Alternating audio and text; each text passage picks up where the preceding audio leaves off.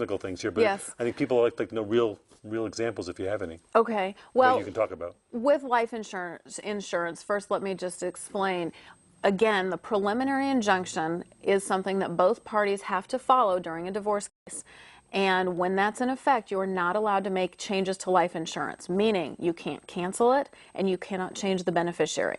So if you're already in the middle of a divorce process, you're stuck. You cannot make any changes. Even if they both parties agree? If both parties agree, then yes, you Okay. can make changes. You can do anything you want if both parties agree or you get a court order.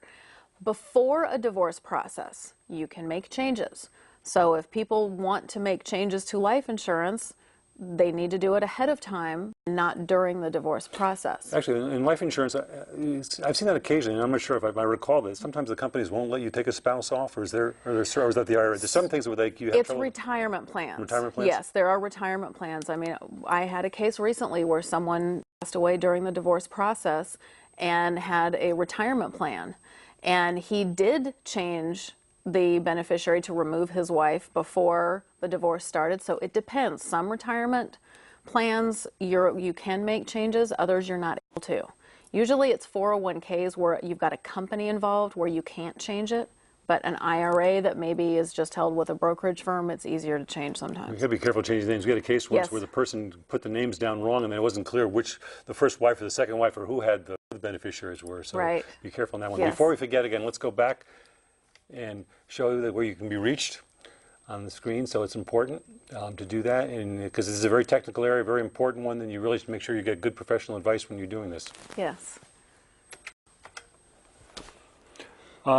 We've talked a little bit about the wills, and a lot about the wills, Yes. actually. I was amazed how fast the time goes, but there are a lot of other estate planning issues that people should deal with in terms of beneficiaries, in particular come to mind are powers of attorney. Yes. And maybe you can explain to us a little bit what a power of attorney is. And I know there are lots of different types of powers of attorney. There are. First, you have the financial power of attorney or a general durable power of attorney, where you appoint an agent to make decisions for you, and in this case, it's about financial decisions. If someone were to get in a car accident during a divorce case, you're not going to want the other spouse making financial decisions for you. So you appoint someone else to act as your agent. In addition to financial decisions, there are healthcare decisions. It seems to me that's going through a contested divorce. The person's deciding who's going to pull the plug. That's exactly what it can come down to. You may not want a spouse you're having a fight with being able to have the right to pull the plug. That's right, and they very well can. If you either do not have powers of attorney in place or you have old powers of attorney that still appoint that spouse, a spouse has priority to make healthcare decisions. So healthcare is one of the most important things to make sure that you update and do. There's a physical healthcare power of attorney as well as a mental healthcare power of attorney. And certainly that also happened before where someone gets in a car accident or has some kind of an illness and needs an agent to make decisions for them. There's also some kind of power of attorney need for a minor child. Can you tell us a little bit about that? And Correct. When would come into play? Certainly. In Arizona, we also have a minor child power of attorney where you, as a parent, can appoint someone else to make decisions regarding your child, whether it's healthcare decisions, educational decisions, or otherwise. And they have to be updated every 6 months, but if you have a grandparent who's going to watch children when you go out of town for the weekend, you want to make sure that you have those powers of attorney in place for children as well. Or it could be a child care provider, anyone that may have the children. Let's go back to the divorce example again. Suppose the couple is divorced, and one has a different, and they each have a different minor child power of attorney. Is there a conflict there, or how do they resolve it? Well, again, a parent is going to have priority. Okay. So if there was a decision that needed to be made and the other parent was available, that parent's going to be the one making decisions.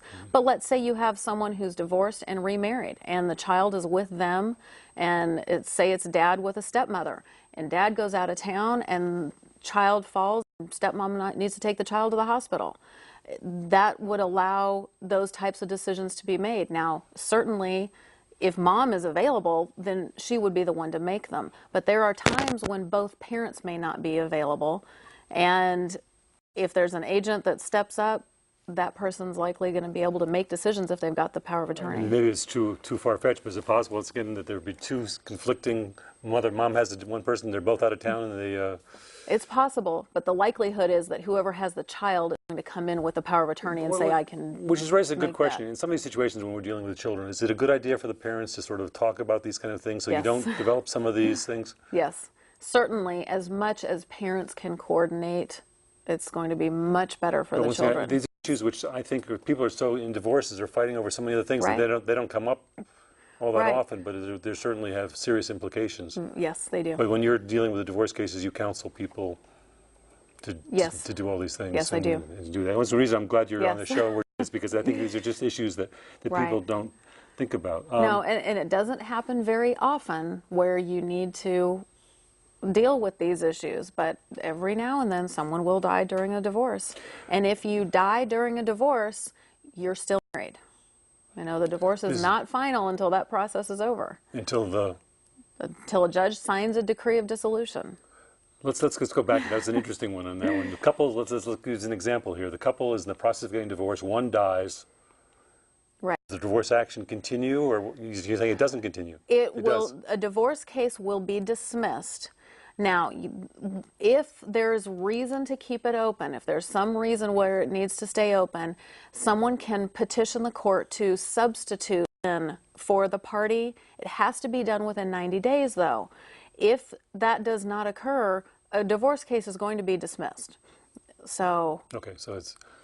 And what about things like alimony and child support? Do they continue after somebody dies? What happens? Generally, no. A lot of that's going to depend on what you have in a final divorce decree or marital settlement agreement, but child support would terminate upon death. Now, someone can a lot of times apply for Social Security benefits, but spousal maintenance or alimony is generally the same. It terminates on the death of either party. Let me put you back up on the screen again. One last time, because we were switching the slides. So if you want to get Annalisa, and she's got a lot of good information for you, it's important to do that. There's where you can reach her.